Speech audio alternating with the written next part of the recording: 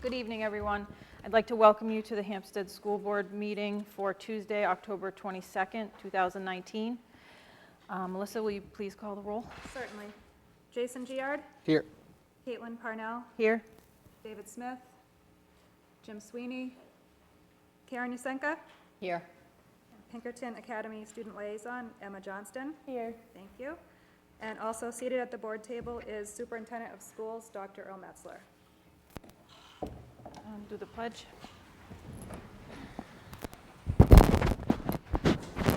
Pledge allegiance To the flag of the United States of America and to the republic for which it stands, one nation, under God, indivisible, with liberty and justice for all.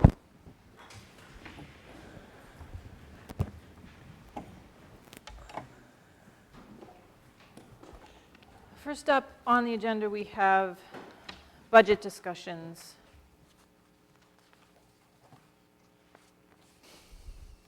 Is that what we're doing Can I first? interrupt? Yes. We want to do the approval of minutes. We have 3 sets tonight. We have the I'm October sorry. 8th regular, Wrong. the October 8th non-public, and the October 15th work session.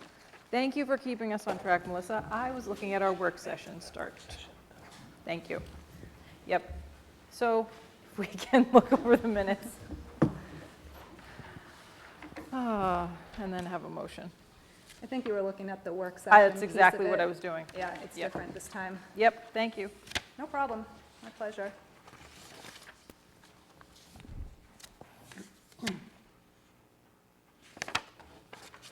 I move to accept 3 sets of minutes as presented for October 8th, the regular meeting and a non-public, and the October 15th work session.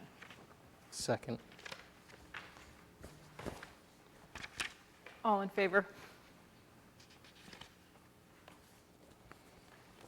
Thank you.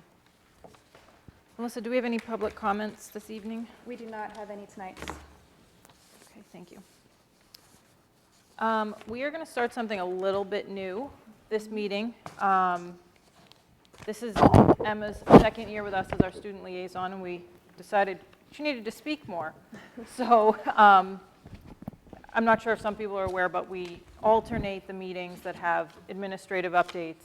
And usually our second meeting of the month doesn't have that. So Emma, if you want to talk about what we're going to be doing going forward now on these second of the month meetings. Thank you. Yes, so like she said, I'm going to be reporting out every other meeting on behalf of the principals, highlights at the central school and middle school, and I'm more than happy to do so. I would like to thank the Hampstead School Board for the opportunity. Tonight I have the following to report. So at the central school, there was the book fair. The central school's book fair began yesterday, Monday, October 21st. On Wednesday, October 23rd, there will be time for families to visit the book fair from 4 to 7. The library staff at the central school is hosting it this year in the library. On behalf of Principal Collins and staff, thank you to the Hampstead Fire and Rescue Department. As part of the school's focus on safety, they have been visiting classrooms this month. And finally, for the central school, Halloween will be observed in Hampstead on Thursday, October 31st. And students are invited to wear their costumes to school, and there will be fun activities throughout the day. For the middle school, the Halloween social for 5th graders was Friday, October 18th. This is an annual event sponsored by PTSA. It was held directly after school with fun games, music, and special treats. The Pinkerton home football game. So 7th and 8th grade band students performed with the Pinkerton Academy Marching Band at the Pinkerton home football game on October 18th. I was there, it was very good. The middle school band joined the Pinkerton Marching Band under the direction of HMS music teacher, Mr. James Robbins. And Red Ribbon Week will be observed October 23rd through October 31st. Activities are planned to encourage students to make healthy life choices. So that's all I have for school highlights, and Ms. Post is prepared to make any note of any follow-up questions that the board may have, and principals will update at the next meeting. Thank you very much. Does anyone have any questions? Thank you. Thank you. Thank you. Okay, now that I've got the right agenda in front of me, we're going to start with an update on the Telnor field trip, no, outing. What are we calling this? Retreat. Retreat, thank you. So we have Mrs. Howard, Mr. Fisher, and I believe we have some of our 8th grade students as well who are going to be speaking. We have Erin Flynn, Morgan Metzler, and Sophie Hodge. Hi, good evening. Welcome. Thank you for having us back. We're really excited to present to you. I believe Mr. Flynn is going to have some pictures looping through. It'll repeat itself, but just a little bit of an idea of what we did and what it looked like. We thought we'd give you a little bit of a sneak peek. But we're going to present, if you don't mind, the same time. That's okay. Yes. Says, thank you for having us here again today. We are to report back how our NGHS retreat went, and it was a humongous success. The students that attended this retreat, 3 that I have, or that we have here tonight, are part of the National Junior Honor Society, and they are selected on a special, specific criteria. The criteria to be part of this group is based on the 5 pillars of the Honor Society: academics first, leadership, service, citizenship, and character. Students who met this academic criteria were then given the opportunity to apply for the Honor Society, and those who completed the other 4 pillars were inducted into the NJHS last June. So given that, we ended up having 28 kids, and now that brings us to the retreat. We arrived at the facility and set up our bunks and started with some group games that the students were comfortable in playing to get them used to the atmosphere and each other.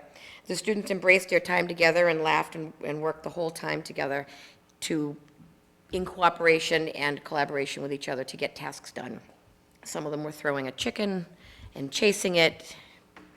Don't ask. But they did include a trust walk.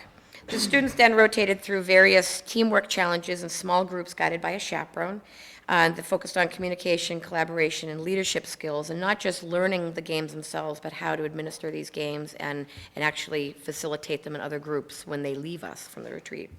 Not only did they learn to work together, they also learned how to facilitate these games so they can bring them back to their teams, bring them back to the younger grades, and bring them back to their organizations that they're interested in and organized events in the community. The day ended with a productive NJHS meeting, and we'll speak to that a little bit later. They had dinner together. We broke bread, if you will. We had a bonfire and then a movie. And then off to the bunks they went for a very early morning wake-up call, which they were not overly excited about, but the sunrise pictures are worth it. So the kids had a great day and enjoyed each other more and more as the day went on, with a newfound respect for each other. Some of these kids didn't even talk to each other before. They knew each other in the hallways, but they didn't really talk to each other. One of the quotes from one of the students said it was really nice to hear some new voices. I thought that was kind of a neat quote from one of the kids. Tonight we have Mr. Fisher's going to speak to the second day, and then the 3 girls, and all we did was give them a topic. We didn't want to coach the kids. We want you to hear from the kids themselves. So I met with them on Monday. I said, do you need any help? They said, no, this is what we're going to say. I'm like, all right, let's go. So thank you again for this opportunity. I think it's going to be, I'm hoping it will be a yearly thing for this special group. Absolutely. It was well worth it and amazing. Hi, I was excited to be back. It was an awesome experience. I'm going to speak a little bit about Saturday. As Mrs. Howard mentioned, it was super early, but well worth it. We did some reflection questions in the morning and some tradition that the group had. The students were then asked to complete a task called Make Your Mark, where they brainstormed in small mixed groupings how they would like to spend $100 to improve their school or community and make their mark. The students had brainstorming time alone, and then the chaperones guided the discussions as they decided on one idea as a group, which you'll hear about shortly. The students then came together in the dining hall and presented their ideas to the group. The students were supportive of each other and excited to hear the awesome ideas they came up with. They are ready to start planning and make their mark on HMS.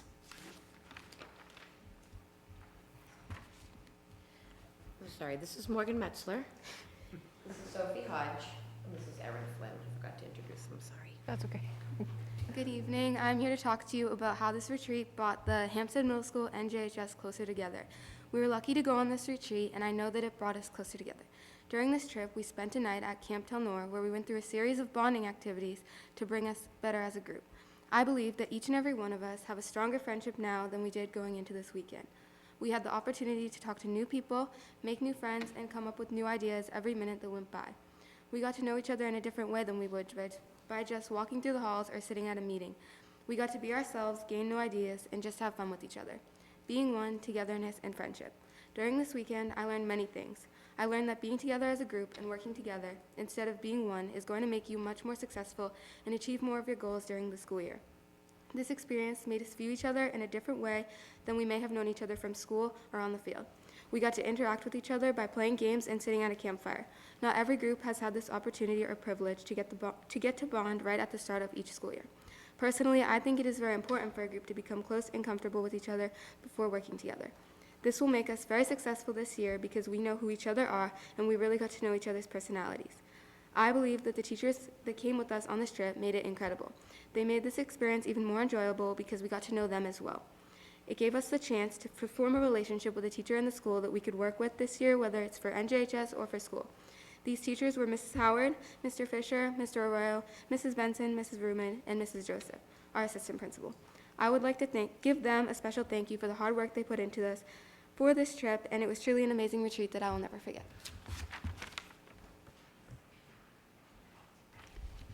During the NGHS retreat, we played many fun games.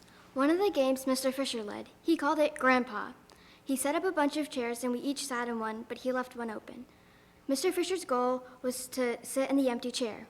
Our goal was to move around and make sure he didn't. After the game was over, we talked about the skills that we learned. We talked a lot about communication and how it was important to be able to communicate with others and work together as a team, because if you didn't, then Mr. Fisher would sit in that chair. This also helped people who might be more shy play and get involved. The game needed everyone to be a team player and be included. We had to work as a team to accomplish our goal. Mr. Fisher also talked a lot about leadership, if we could facilitate this and explain the rules and keep it going, ways to make sure that it didn't get out of control. All of the games we played were fun, and we learned a lot about the importance of communication, teamwork, and leadership. The fun games are easy to learn and everyone can learn them. You could do these games at school during advisory or during other sessions. You can incorporate these into a team practice at school and just take one day to build up those skills if your team needs practice on those.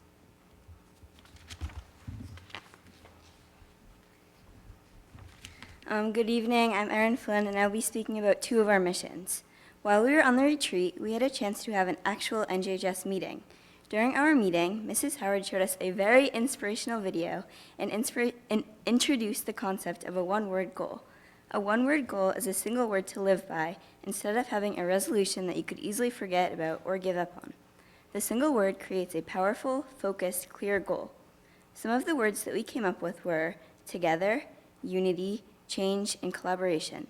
We did not end up picking one word, but by the end of the retreat, we did take a few steps to accomplish some of our goal words that we previously came up with. For example, by Saturday morning, we became more united, and after we watched the magnificent sunrise over the lake, we sang, "We are one." We also spent about 21 hours getting to know each other, so that brought our group together a lot more. On Saturday morning, we were placed into groups of 5 kids with a teacher chaperone. We were given an imaginary $100, and we were told to make our mark on HMS.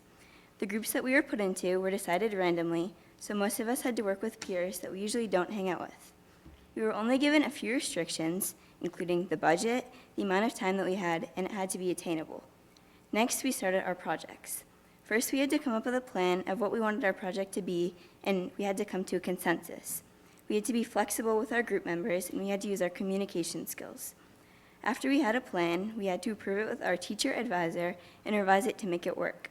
When our time was up, we gathered in the dining hall and shared our ideas with other groups. Some of the ideas were a garden, a spirit week, a staff barbecue, revamping our outdoor classroom, and a food or clothing drive. In the coming weeks at our meetings, we will be using some of the skills that we learned at the retreat to make our mark on HMS. The plans that we have can be accomplished, so we will work hard to get them going. Thank you. Thank you.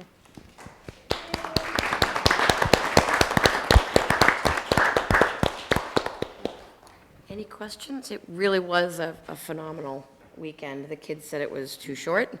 They said we should make it 2 nights. The kids that were National Junior Honor Society, that were brothers and sisters or friends from years earlier, said, it's not fair that you went and we didn't get to go. And the chaperones, a lot of us really sat down when the kids had a little bit of downtime or they were playing outside together. We said, all right, you're free, you have a half an hour, regroup, go freshen up, wash up, whatever. They all played gaga ball. or they all went to play basketball. We're like, no, you can like go wash up. They're like, no, we want to hang out together. And it was really nice, and we powwowed together saying it was really nice to see the kids work together. It was really nice to see them not click and ignore each other. They really encompassed, and it's also the type of kids that you have also. And that's why I wanted to let you know that the 5 pillars, I mean, we're talking academically sound, character, citizenship, volunteers. They put themselves out there. They're the busiest kids in the school, and they still find time to do more. They just give and give and give, and it's just really, it's exhausting to watch them. But when I was, before the meeting, we were planning to decorate the hallway for Elf. So she's like, I love these ideas. I'm like, oh, honey, I got no time, but let's do it anyway. And they're like, we're for it, let's do it. So it was really nice to see these kids come together. We had our first meeting last Monday, the Monday after, and we started working on those plans. They got together in their groups again. Some sat in the hall, some sat in the classroom, and they started making a plan. What's your proposal? What does it look like? What do you need? Who do we need to talk to? So the garden, the Spirit Week, they want to actually do the games and facilitate the leadership things for the staff, for soft skills for us, which is really kind of neat to bring it back. So, but it was a really great weekend. So we thank you for letting us go. Any questions? Jim? Thank you. I guess what you were just saying, could it be longer? Could it be more often? Could it include more children from other groups? I think we talked about it, and we were saying that where these kids are involved in so many different areas, to really take them and have them spread it out is kind of what our focus was, is to really start with a very small focus group and have them bring it, because we want to give them the leadership opportunity. So if we give them the tools, then they can go in and they can facilitate these games and bring them into their teams and things like that. We liked the small scale of it, and we talked as chaperones saying if we brought a whole grade, it would not be the same it would not be the same at all. Based on numbers, based on groups, amount of chaperones, things like that. I think this was really a phenomenal number. It was good, it was manageable. We were able to do a lot with them, and by them intertwining and intermingling, we mixed the groups constantly. It's not like you were in one group and you went all day, all 21 hours with them. They were in this group, they were in that group, then they changed up, and if they overlapped, they overlapped. If they didn't, they didn't. And a lot of kids didn't overlap over other kids at all. So they constantly were working with new kids, which is that flexibility. We want the kids to be able to work in any environment with anybody. I'm thinking that we'd like to keep it NJHS. We'd like to keep it the beginning of the year. We'd like to keep it small. We also had, Enfram is one of the directors from Telnor. He met us there, walked around, we introduced him, he worked with us a little bit. We shared pictures with him. He was really excited we were there. He was very excited about what we did. And Kevin and him, Kevin and he worked together over the summer. So we'd like to keep it small, I think, and once. Not that it's a bad thing, but I think it would lose its spark if we did it like every weekend, even though some of them wanted it every weekend. Can we do this again? Oh, let's hold on. I don't know if we took them, it was 1 o'clock, they had just come off a field trip on Friday. They literally got off the bus, got their bag and got back on a bus and went right to Telnor. They went to the Robert Frost farm, most of them. So it was almost 2 full days. I think we spoke, Jen did a really, excellent survey for the kids before they left, and the results are really telling, and they were super positive, but they gave us, real feedback. And I think we talked a little bit about maybe a few more hours, maybe if it was a full day and then the overnight, maybe leave it 11 or make it like a half day. But I do agree, now that the possibility is endless, and what it looks like next year, or, if there is a next year, we can definitely talk about that, right? But I think the size was great, and the length could be a little bit longer. We don't want to overkill it. Yeah, It was fun. And we wouldn't mind staying longer either. We really did have a ball, even though we both lost at Gaga Ball, but that's okay. We really did try. Yes? Well, as a superintendent, but more importantly as a parent, we're blessed. We're blessed to have people like you, leaders like you, working with our children. So, on behalf of all of us, really thank you for all you do. It's incredible work, so we really appreciate it. Thank you, and the adults laughed just as much. You could hear us cackling all the time. It was really nice to get to sit with the kids. We're so heavily focused on academics at school and rigor, and this is what you got to do, and this is where their schedule and organize and lockers and everything. It was nice to sit down at dinner and just chat with them. We did create a banner. You saw the kids on the slideshow doing their handprints. I have 2 left because we were very flexible. Someone had to leave for softball at 6 o'clock in the morning for a tournament somewhere long, long far away, and another person had a dance recital that night and then came back. I mean, they came back, and we had 100% participation. So we created an NJHS banner. We Are One is, we all took a rock and threw it into the lake because they really did come together as one. I just actually sent out a possibility of getting together at a Spooky Walk in Sandown to support their food drive, and as a group, just to go there, just to have fun together. And I think that's maybe where I think we may need to lead. Instead of just being at school, let's be together in other venues and support each other all around. And that's, I think, how you get to know each other, so excited. So it was really great, it was really great. The facilities were super, and they were very cooperative. And I will tell you that the dining hall had an ice machine and a water machine that I'm surprised did not die on us because the kids used it so much. They had a water bottle, we didn't even go through a case of water. Didn't even go through a case, they filled their water bottles repeatedly, so. Awesome. All right, but thank you for having us here tonight. Yes, thank you for Thank you all. updating us. Girls, thank you for coming and giving the student perspective, because that's something we don't get to hear as much sometimes, so thank you. You did a wonderful job. Thank you to the chaperones. I know this is just repeating, but thank you to the chaperones and the teachers and the students and to Camp Telnor for giving you guys this opportunity, because it's pretty awesome, and everything you have talked about today just completely says that this is the right direction to go, so thank you. Thank you very much, thank you. Okay, now we're on to budget. Sorry. Time to go.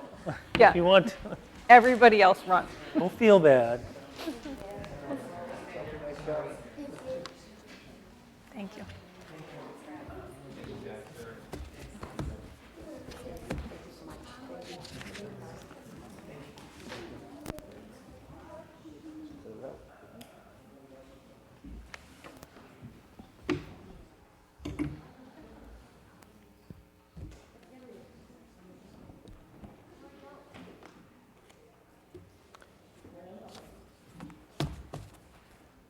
What did I want to say in my public?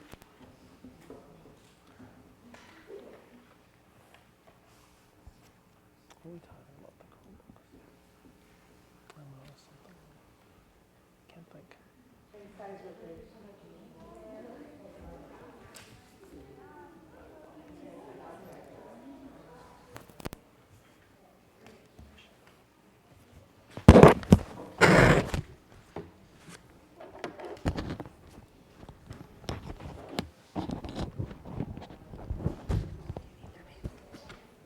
You're up.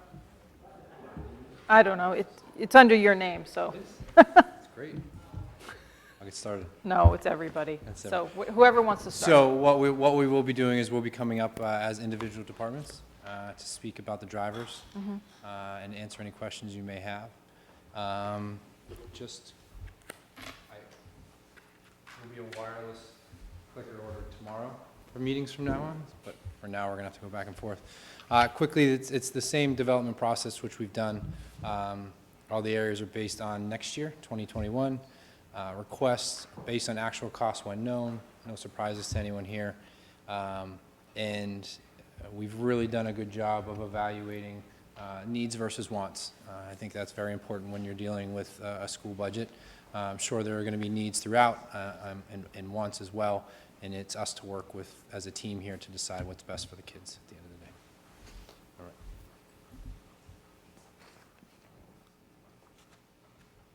Projected enrollments. Currently, you can see in the left-hand column, that's the Hsdsb. That's their projections. The middle column are the actuals for this year. And then the far right column is our projected internal numbers, what we have projected. You'll notice at the central school, we're going to see an increase roughly. And then at the middle school, you'll see an increase as well. You have them in your packets, right? Are I you don't reading off know the that we screen? have those. Yeah, we don't have this. Okay, all right. And we can certainly get those to you, but you'll notice the difference between ours and Hsdsb ends up being roughly about 5 and then down the bottom ends up being about 7 at middle and central school, excuse me.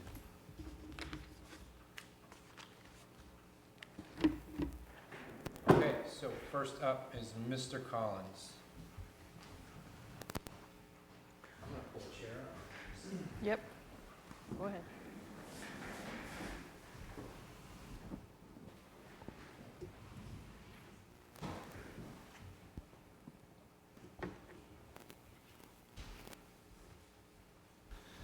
I'll just read off of this here. I can read to my left here.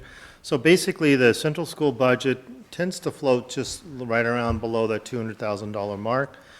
You will see that our current budget's a little bit lower than it's been in some years, and part of that was because of curriculum cycles. Some years we have quite an elevation because it's a big curriculum purchase. So the difference from what I looked at this year to propose is roughly $26,000 if you look at the whole thing pieced together. And we were asked just to give you the drivers. So I just wanted to highlight here, just for the audience here, the highlights are, first of all, if you go through some of my lines, you will find roughly a couple $1,000s. And this has to do with knowing our historic expenditures. This is everything from filling up the BZ room with paper supplies, laminating, blah, blah, blah, all the way through. We just had to put a little bit of money because we've kept that number pretty much stable the last couple of years with no increase. And inflation has finally caught up with us. Just, a stack of paper and acrylic paints and stuff like that, costs have gone up. The next one is the big driver on elementary education textbooks is with the FLES program, at some point in time in this year or the following year, we're going to need to put out a well over $9,000 just to supply the reading materials to support the FLES program, the Spanish program. In other words, we would get some specific reading materials that are aligned with our students to read them in Spanish. So guided reading is a definite product line. Again, we've been looking at our peers across to the Timberlane District who have got a great FLES program. This is something they found some success with. It's a specific collection we would be looking for. This is a recommendation for those helping us develop the FLES program from our teacher, our consultant, and the teachers in the classrooms, as well as the administration working with them. With music on the stage, she refers to it as the music studio. Our music room, we're finding some sound issues up on there. It has to do more with communication between the teacher to the class or a little one talking to their class. It is a very noisy corner of the building. There's a cafeteria and a gym just on the other side of a thin wall.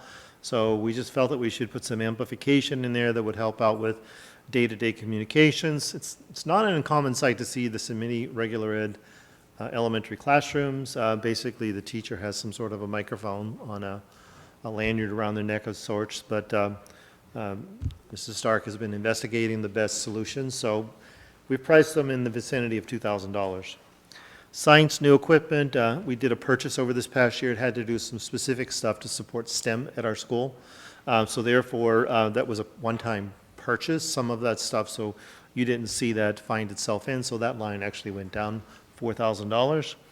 Our nurse is asking for a specific hearing screener with young children. Sometimes, especially the youngest one, they don't have the capability of, telling you what they hear. So this actually gets into the, the technology, and so a child's not necessarily needing to respond to the hearing test.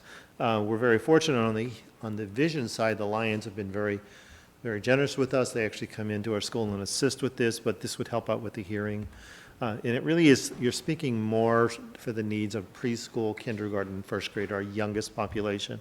But it'd be a great tool to have that you could use with other students that may be nonverbal and such, or even, it's got some tools there for every typical child walking that needs that.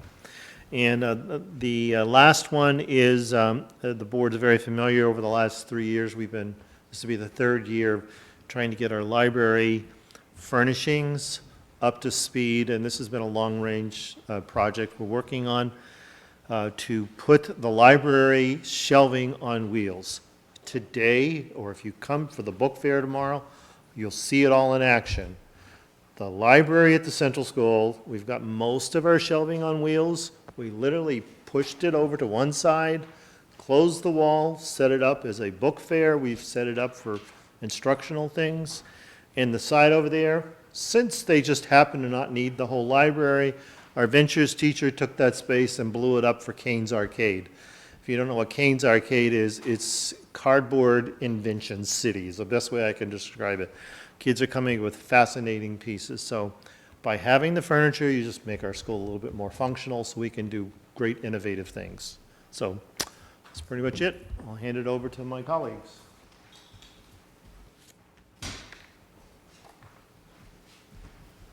Good evening, everyone.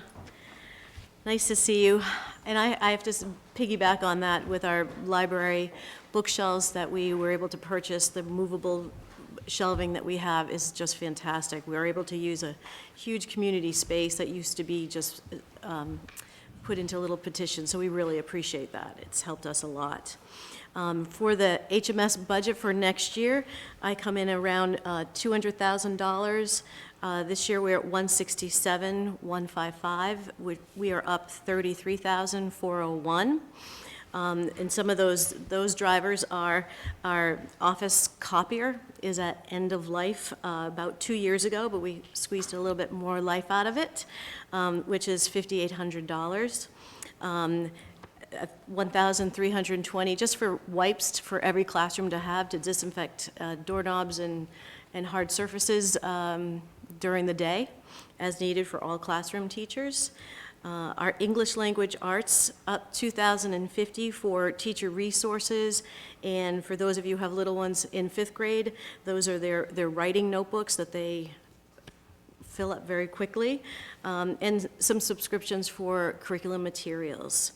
Our science new equipment, we're down 2,760. We're in really good shape with the purchase of our next-gen science with the consumables and all the equipment that went with it. So we are in good shape there. Our information access fees, those are for online curriculum supports. And as we have grown as a district with our one-to-one program and our new curriculum pieces that the online resources that support that, this number has grown as well. The next number was requested by the music directors with regards to creating some staging. We borrow staging from other districts, and this would give us our own staging for performances and festivals. So this is one piece that we can look at. New cafeteria tables. Last year I had put in the budget to replace all of our cafeteria tables. We have the long cafeteria tables where kids just kind of can talk back and forth, but we're looking at more octagonal so they can have more conversations and everybody can share in the conversation. So I would like to just start phasing them in a small quantity as Mr. Flynn had done at his prior school. So if I started small with just 3 cafeteria tables this year and another 3 next year, we can phase them in, so it's not such a huge expense. And euphoniums, the band would like to augment their brass section, and the euphoniums are like mini tubas.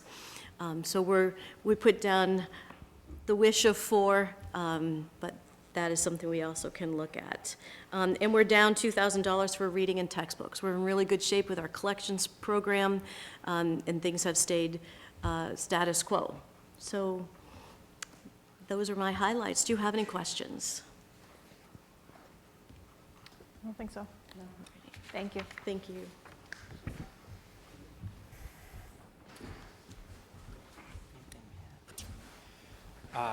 I am back up for the curriculum line, which would typically fall under Mrs. Bucco. Pretty simple here with its status quo. The $2,700 you'll see is some programming in regards to professional development for myself. Selfishly, is some of my I want to say subscriptions. That's not the right word. What's the right word? I'm gonna cramp. Memberships, thank you. I had to join a new membership in regards to the curriculum area, so that would be that bump in that price. And then the $700 is just the relative cost of the increase.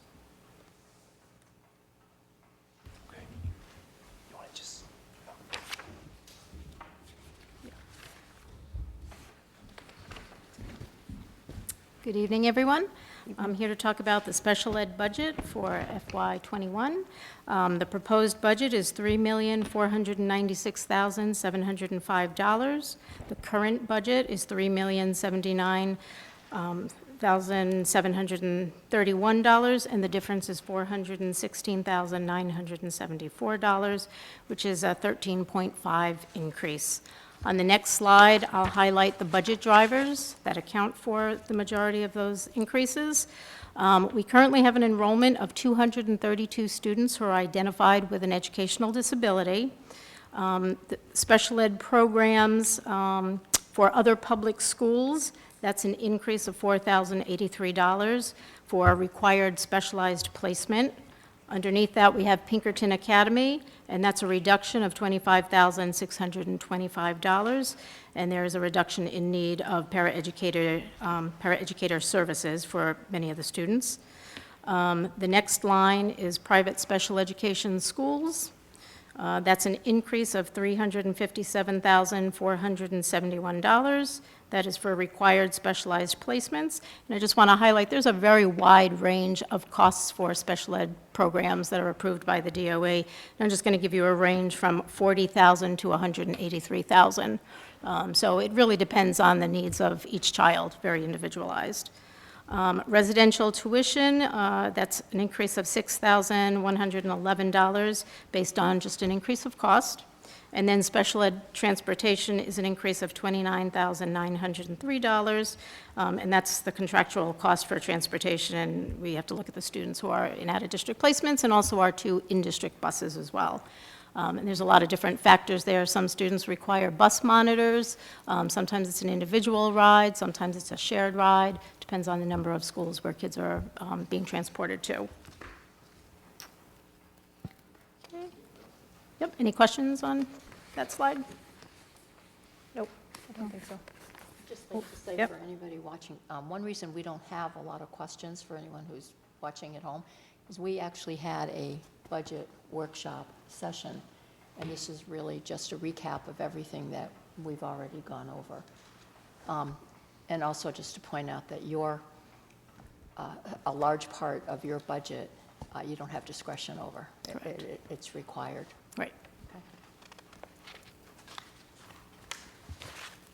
Okay, and then the operational highlights, other professional services is the first line. That one's an increase of $35,704.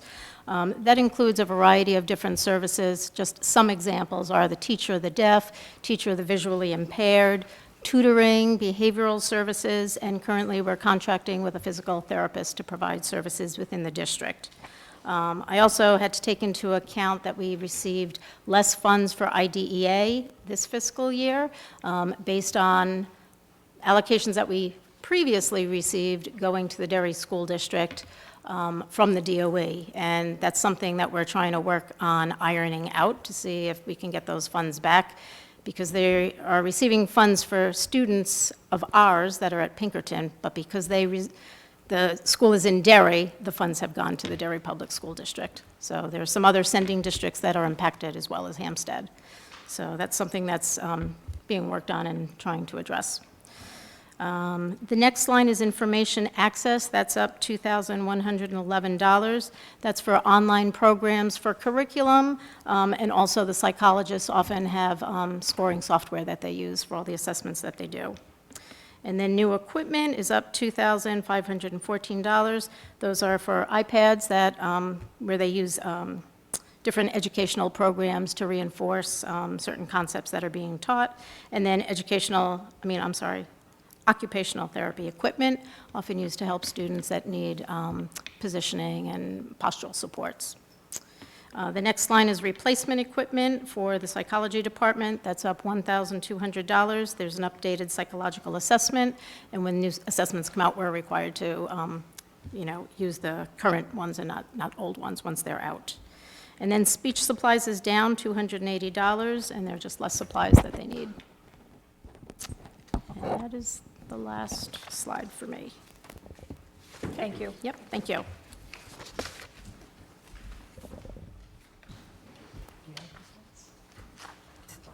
Okay, technology. I've really taken a look at evaluating what our current practices were and where we're going to hopefully move forward. You'll see a difference of $73,322, which is different than the budget session. I reworked some stuff with Jeff and tried to make it much more appetizing. The biggest one you'll see on there is the wireless network replacement / upgrade of the infrastructure. We spoke about how you supported the internal, what we were calling the internal network, so curb to building with new switches and new upgrades. Now it is time to look at our upgrading of our wireless infrastructure with all of the devices that we have going on within a district. I spoke that night that typically you're looking at 28 to 30 devices pulling a wireless signal per classroom between each campus. So it's with the proper internal infrastructure in place, it's time to look at upgrading the wireless infrastructure. A new thing that I also asked at the elementary levels, we had been creating Chromebook carts with file folders and interweaving some wires. I'd really like to purchase the appropriate Chromebook carts with charging stations and safety and flexibility for the teachers. Printers, believe it or not, I'm asking to start a replacement plan over 4 years. We have printers within this district that were purchased in 2003. And 16 years old, if you can believe, that's commending the tech department for keeping them alive. But you're starting to invest more money in actual parts and replacement in time, that it's time to start a replacement plan. And last would be the HCS computer lab is on a cycle. We've been upgrading them previous to me every 4 years, and it's at that time of life to upgrade. We started to have some breakdowns. I think we're down 2 currently, so the timeline has reached for sure. Okay. Thank you.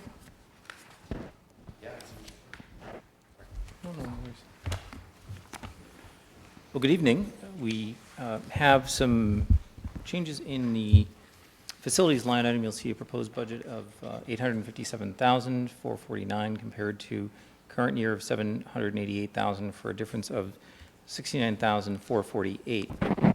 Now, we have some lines that, as you can see, some lines are up and down.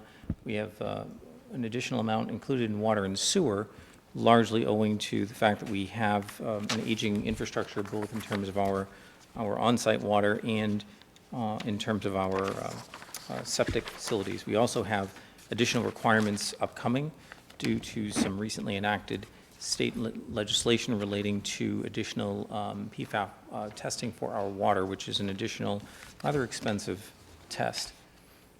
Plumbing and heating is down $9,000 based on, largely on trend. We simply have not utilized that line fully, and ultimately I think that some of what was budgeted in plumbing and heating really should be in water and sewer, and so it's properly classified there now. Custodial supplies, we've been able to find some areas for efficiency in our purchasing, and that is down $13,500. Supplies, replacement and maintenance, $500 a reduction based on trend. Heating oil is up $15,000. We've had the benefit of some exceptionally good pricing on oil, which I don't anticipate is going to continue to last into subsequent years. That's up $15,000. Contracted services, down $400. And security, SRO and alarm monitoring up on 2 line items, $102 and $446, just to round out the estimates on those lines. So the total budget is up about $69,000, 66 of which is in the repair and maintenance line. That line has been previously budgeted at around, on average, perhaps $200,000, minus any, or excluding any major programs that we've had, like the roof project at Central School. Last year, we budgeted $134,000, and I think we were just able to do it because we were able to move some of our expenditures into the previous fiscal year, and it worked out well. It's up $66,000 overall in that one line item. However, I'd like to bring that to where our typical spend has been. And we did discuss in our workshop some of the priorities of the board, and working on finalizing some of what those estimates are going to be as we approach the finalization of the budget, to make sure that we can fit all the projects in and identify what it is that we'd like to do or intending to do with that funding. Any questions on the facilities budget?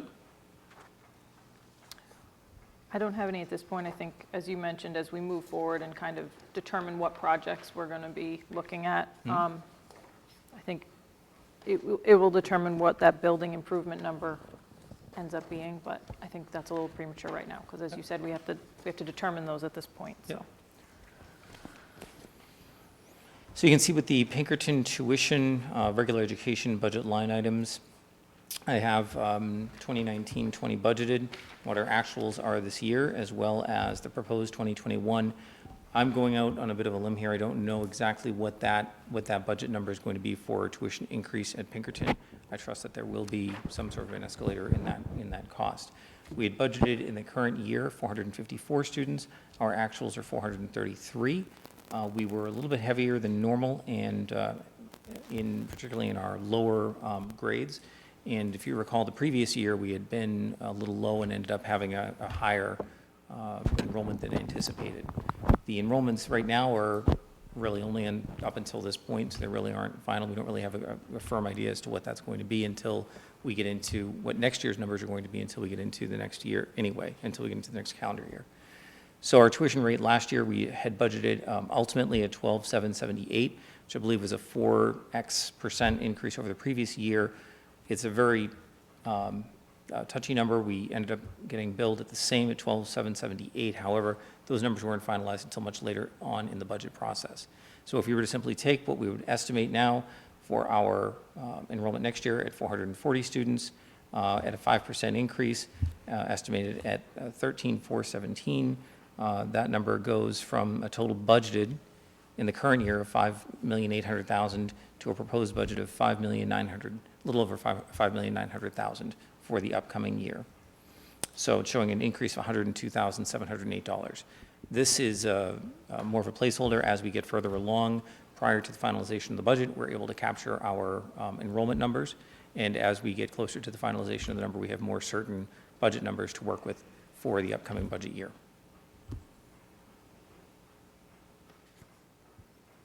So what we are going to be doing next is we're going to be looking at our salaries and personnel costs, other district costs that we have.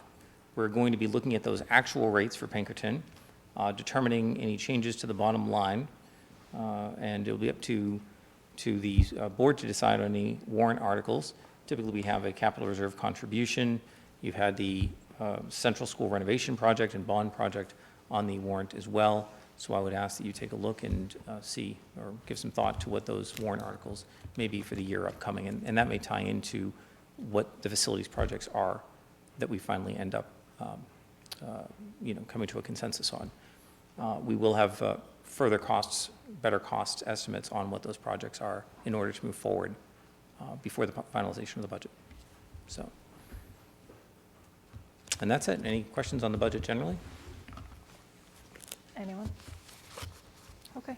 Perfect. I think we're all set. Thank you very much. Thank you. Everyone. Thank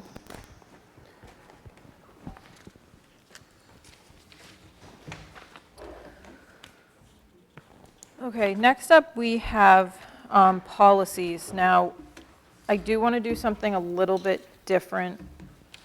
We have 5 policies on our list. These are first read on all of these. However, I would like to split this both for voting and discussion if need be. I would like to do the first 4, which is BIA, BDC, JKA, and IHBF. I'd like us to take those together. We can vote on those. Remember, this is first read, so we'd be moving them to second read.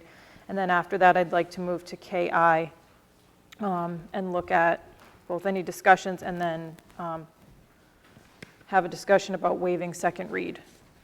So let's start with the first 4. You can review, and if there are any, I'll have a motion when people are ready and we can have discussion.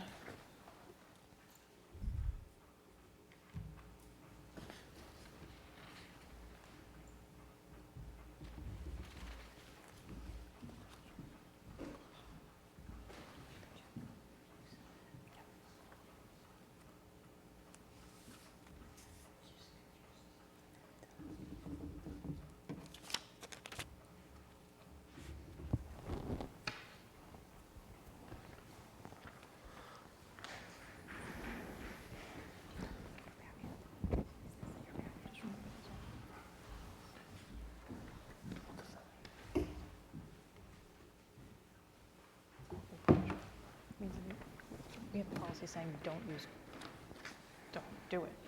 What does that mean? I don't know, you could ask for a definition. No, we could have Dr. Metzler give that.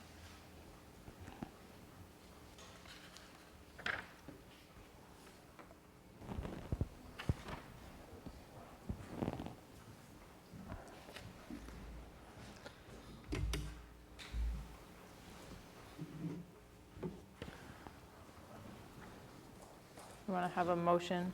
Can we have a motion and then we can discuss with any questions for the 4 policies indicated? So moved. Thanks. We have a second? Second. Okay. Any discussion or questions? Yeah, I just wanted to know if a definition needed to be added on JKA? This is corporal punishment. Dr. Metzler, can you tell us, We took it out. took what out? If you notice, there was Oh, a... yeah, I'm just, If you notice, it was on, oh, okay, there you go. and it was removed. I'm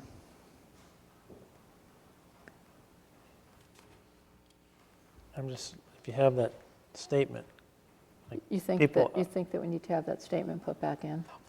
I'm just wondering if something should be put back in. It doesn't need to be that statement, but if you just read that paragraph, what do you mean by corporal punishment? Like, would anybody know exactly what that meant? I don't. Well, I wasn't at the policy meeting when that was struck, so I didn't know if you recall. We discussed the one change. Wait, come up to the, thank you.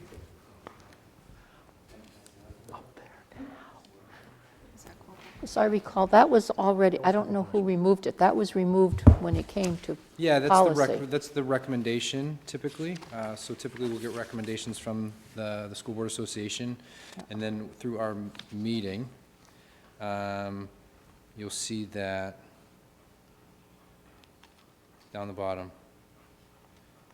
It basically summarized that no teacher, it eliminated a lot of the extra, I'll use the word vocabulary, and made it pretty clear and concise that no teacher shall be using corporal punishment at any point, nor is it ever condoned. I think the definition and examples would be in RSA 627-6, colon 2 at the bottom. That's the reference for this. Yeah, and that's some of the difficulties with policies is you end up chasing them down the bottom, and, Right. and you try and not repeat and repeat over and over. So the clear and concise message is that corporal punishment will never be used. Okay. That was the discussion of the committee. The other piece here, there are really two parts to working on these. One, a lot of times you'll find procedures buried in policy. We've done a nice job taking procedures out of policy and left them as procedures. The second thing is to not write policies where there's an RSA that covers the policy. And I think that I think that at least has been the practice over the last few years of trying to clean up a lot of our policies in all Yeah, we three don't of wanna the repeat. organizations. So that may be the answer to your question, and I think Karen said it. It's listed in the RSA, physical force by persons with special responsibilities. It's probably defined in that RSA pretty. And I think they'd rather have us refer directly to the RSA rather than have a policy committee sit there and try to write its own verbiage when it already exists. And the tricky part about that, and this happens in some districts, they end up writing policies that look like they trump the RSA, and you can't do that. The RSA obviously is, so you gotta be careful with the language sometimes. Because we may have our own idea about what corporal punishment is, but there's an RSA that covers it. Okay. Thank you. Any other questions on the 4 first read policies? Okay, we have a motion and a second. All in favor, moving to second read? Thank you. Thank you. Okay, the policy that we have separated out is KI. It's visitors on school grounds. So, first we need to vote, I believe, to waive, so we'd like to waive the second read on this. And for a little bit of background, should we waive it and then discuss? Or just, Yeah. okay, I make a motion that we waive second read on policy KJ. KI. KI, sorry. Second. All in favor? Okay, so before we go on to voting to accept the policy, I do want to talk about this a little bit because one of the reasons we are waiving this is we have had a lot of professional input on this. And this is talking about visitors on school properties and what we as a district and we as a board view as acceptable and safe for our students and our staff, as well as members of the public as they come on school property. Really the change here, I guess I could read it. I think I'll read it. For the purpose of this policy, the following definitions shall apply. School property means all real property, physical plant, and equipment used for school purposes, including but not limited to all buildings, grounds, school playgrounds, buses, and other vehicles used to transport students, whether public or private, when private vehicles are used for school purposes. Restricted areas means all school buildings, buses, and other vehicles used to transport students, whether public or private. Weapon includes, but is not limited to, firearms with any device from which a shot or projectile of any nature can be fired, or a firearm as defined in 18 U.S.C. 921, explosives, incendiaries, martial arts weapons as defined by RSA 159:24, electronic defense or aerosol self-defense weapons as defined by RSA 159:20. Any device, instrument, material, or substance which is used or threatened to be used in a manner likely to produce, or which is reasonably known to be capable of producing death or bodily injury, and replicas or toys resembling weapons shall be treated as weapons within this policy if the purpose is to frighten, harass, intimidate, or otherwise harm any person. That's the definition piece of this policy. The general visitor policy. The Hampstead School Board welcomes visitors on school property, provided their presence will not be disruptive. Classroom visitors will only be allowed with the permission of the school principal or designee. All visitors entering a school building or on school property while school is in session must initially report to the building principal's office for a visitor's pass. Any person wishing to, I didn't realize how long this was. Yeah, it's 4 pages long. I don't think you need to read the whole thing. You're right. Any person wishing to confer with a staff member must contact that staff member by telephone to make an appointment. Okay, in the interest of not reading 4 pages, we'll condense this. What we're outlining in this policy is that during school hours, when school is in session, there will be no weapons allowed on school property. This includes any of the items that I mentioned before, and the change comes because New Hampshire is one of 3 states in the entire country that doesn't have gun-free school zones. We felt as a board when we started looking into this and started looking at our policies that that wasn't acceptable.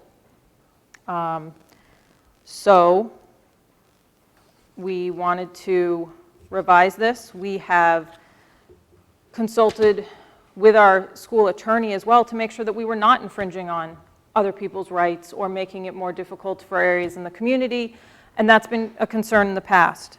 So we wanted to make this both fair and safe for our school community as well as our general community of Hampstead.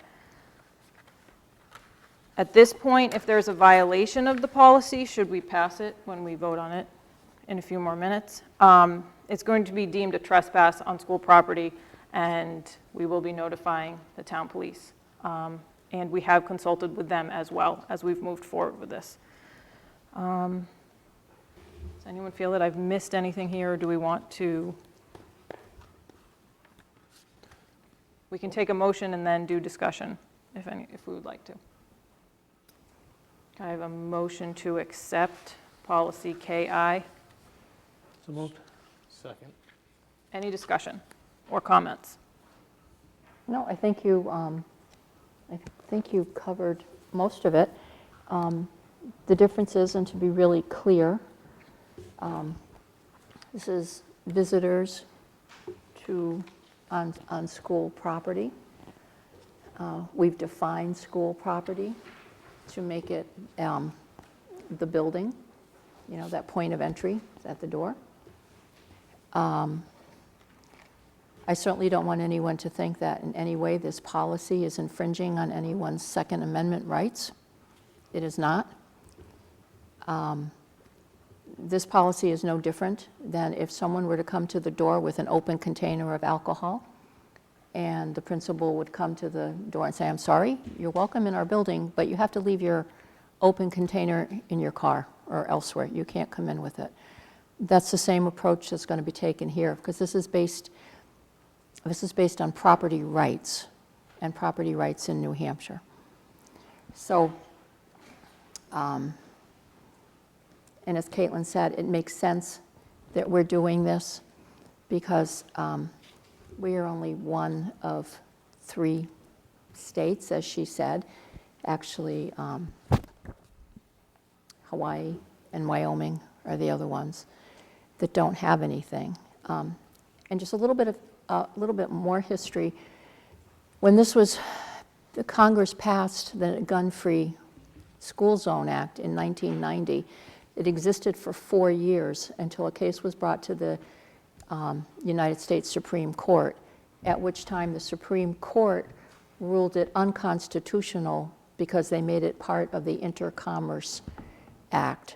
So the guns were traveling between states, so it didn't make sense that you could have one law for all states. So the Supreme Court hoped that they granted legislation to every state in the hope that each state would make their own gun-free school zone area. And everyone else seemed to do that except 3 of us. And this past year, a couple months ago, our legislature in Concord voted to make schools in New Hampshire gun-free school zones. It passed in the Senate and it passed in the House. Unfortunately, Governor Sununu vetoed that. So it went back to the fact that we are not a gun-free school zone. But looking at that, looking at this board and everything that we've done in the past, recognizing that safety is our main priority for the kids, we move them, in some ways purposely or not meaning to, but we overcrowded our schools to make sure we brought our kids in from the portables when Homeland Security and others told us they weren't safe out there. We spent money that the state gave us to install safety devices, audio and visual devices, making entry into the school more difficult and more safe. So it only made sense, especially in light of the fact that even the legislators in the state of New Hampshire indicated that a majority wanted to have gun-free school zones, but yet that was taken away.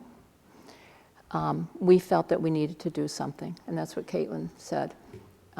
We looked at this. We worked with our legal counsel to try to draft a plan that would meet all our needs, yet in no way infringe on someone's right to carry a firearm. They just can't carry it in our schools. So the other part of this that's in the policy is that we will be putting up signs that say gun-free school zone at both schools. And then other notifications will be left to the superintendent, whether he wants to put it in handbooks, websites, whatever. And also this plan has all the findings in it. If anybody wants to see what we base this on, case law, state law, federal law, it's all in the policy. We've made the decision to include the findings in the policy, so anyone can take a look at it if they have a question. So I think that covers it. If anybody has any more questions. If I may? So I'd just like to add, I'm proud to live in a town, work for a school district that takes school safety seriously, uses local control to do the right thing, doesn't wait for our lawmakers to do things that they should do, but takes a stand. And so, I'm proud to live here and work here. I appreciate your efforts. This is a good policy. I'm very, very happy that we're putting this in place as a father and as a superintendent to keep our kids safe. I'd also like to say, I had an opportunity to speak to the chief of police, and he certainly was supportive. The Board of Selectmen, they have like a little different view because they have town buildings different than school buildings, and they have their own policies that they use, but they were supportive as well. So again, thank you. Thank you for your hard work, and thank you for putting our kids first. Can I just address? I'd like to just address one more thing that Dr. Metzler brought up. In this policy, this is only in place when school is in session or for school-sponsored activities. So we in no way are imposing our policy on the town, municipalities, or other organizations in the town who may wish to use our schools. That's up to them. So it's really just when school is in session or school-sponsored activities. Anyone else have any questions or comments? Okay, we have a motion on the floor. All in favor? Okay, thank you. Thank you.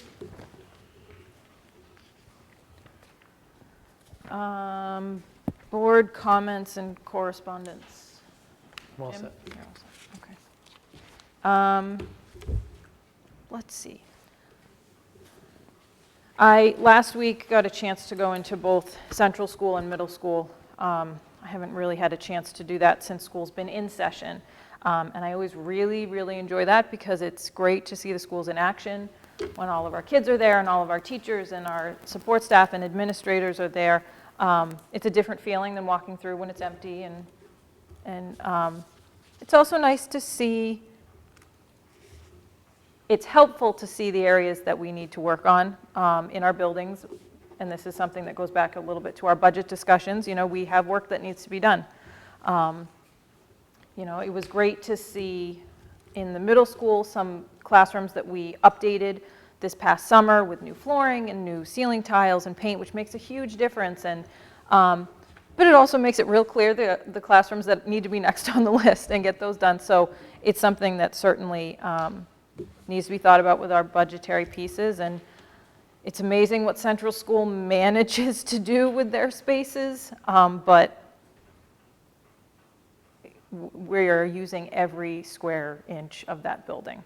And I'm just going to keep talking about it because we need to address it. We can't, I think that's something we've tried to do for a long time to keep the budgets down, which is important, but we can't keep putting off maintenance pieces. I think last year we really started to pick that up a little bit more, but we need to see that as an important piece of our budget as we go forward.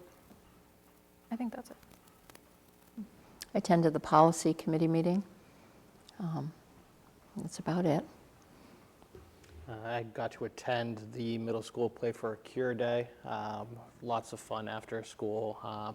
What really stood out to me the most was beyond the sea of pink, but just every single sports group, student group, teacher group, all connecting, all supporting one another, and rooting each other on through the various sporting activities that afternoon, and then just the awareness that it brought up. And it makes you proud to be a part of a community that does something like that.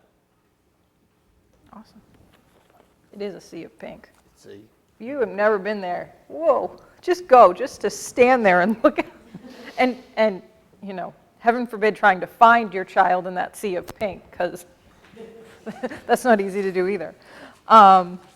Okay, thank you. On to personnel report, Dr. Metzler. Excellent. Well, I have some bad news. I regret to inform you, we do have a resignation, 8th grade math teacher that's looking to be released from a contract. We certainly could go into non-public and discuss it further if you need, but Lisa Babcock has requested to be released as of November 8th. So I'd be asking for the board to consider that request. I have a motion to accept with regret the resignation. So moved. second. All in favor? Okay, thank you. We wish Thank Ms. you. Badcock the best. Absolutely. We're going to miss her. It was a good one. Okay, first, hopefully, Emma, hopefully you've started to see, a student voice, right? You said, like, let's hear from the kids, so we're getting the kids here, and it's, they're weighing in on a lot. So we appreciate that. That was advice that you gave us last year, and we listened to you, and now we're listening to them, so that's great. In your packets, you'll see the FLES update. It's the first of 4 updates during the 1920 school year.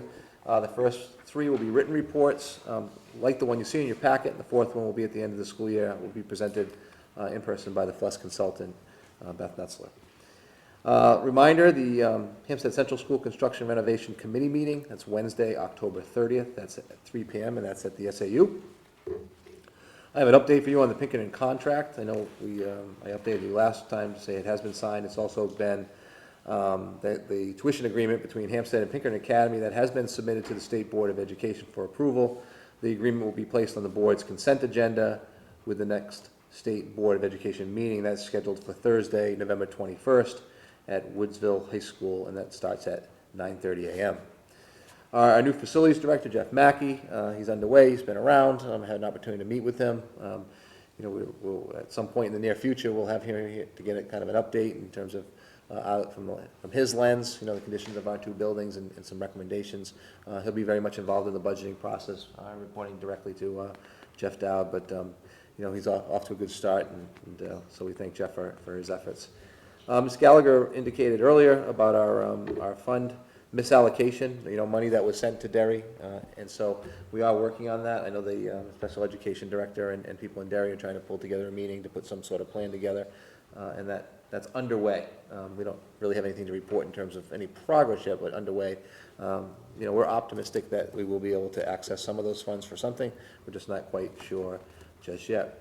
On Thursday night this week, October 24th, myself, Mr. Flynn, possibly Mr. Dowd, I hope. I think I invited you to the sending dinner.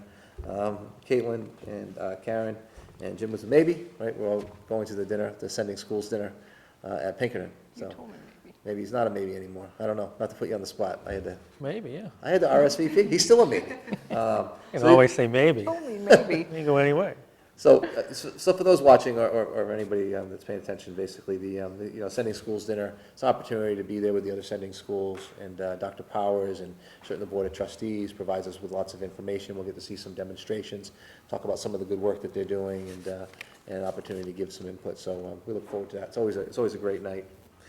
On October 10th, earlier this month, the Board of Education review of the SAU withdrawal plan. As you know, the plan that was submitted by Timberlane to withdraw was rejected unanimously, sent back. It's missing a plan to address the liabilities.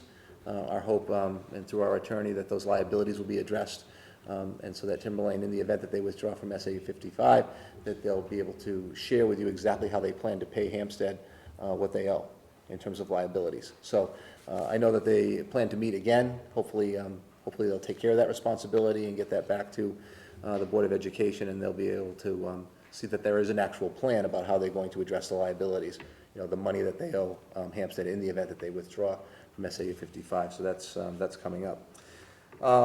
The FMLA, Federal Medical Leave Act, in your packets is an executive summary of the school district employee FMLA law. On September 26th, Governor Sununu signed into law a state budget for the 2021 fiscal year.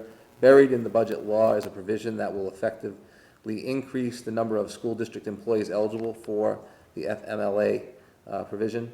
This provision essentially creates a state-level mini FMLA uniquely applicable to public schools and significantly lowers the minimum hours threshold for eligible status for both teachers and non-instructional personnel. Due to the many uncertainties surrounding the enforceability of this law, I want the board to be aware of the potential impact on the school budget, policies, employee benefit programs, and employment contracts. Legal will provide updates regarding this law as clear guidance becomes more available. And so that is, that's my report. I didn't know if you had any questions. Any questions? No. Oh, do we need we need a motion to accept. Yes, please. Can I have a motion to accept the superintendent's report? So moved. Second. Thank you. All in favor?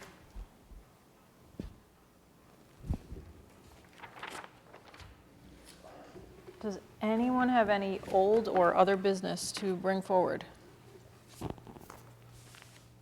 Can Dr. Powers come to one of our meetings? Yeah, I invited Dr. Powers, so we're looking for a meeting in the near future for him to come, so he'd like to come. Remember, once, I think I may have mentioned this, may not have mentioned this, but once he agrees, he's got to go to all the towns that want him on different nights, so we're trying to work that out. I know he wanted to talk to his board of trustees about a plan so he could address it in a more systematic manner. And so he will come at some point in the near future. He just hasn't committed to a date. And if at some point we could meet and talk about what we'd like to hear from Dr. Powers, we could, that would be probably helpful for him, so that his presentation is kind of meeting the needs of Hampstead, and we're not getting the same presentation that all the other sending towns are getting, but one that's unique just for Hampstead. So. Right. Great, thank you. I think Emma's input on that might be helpful.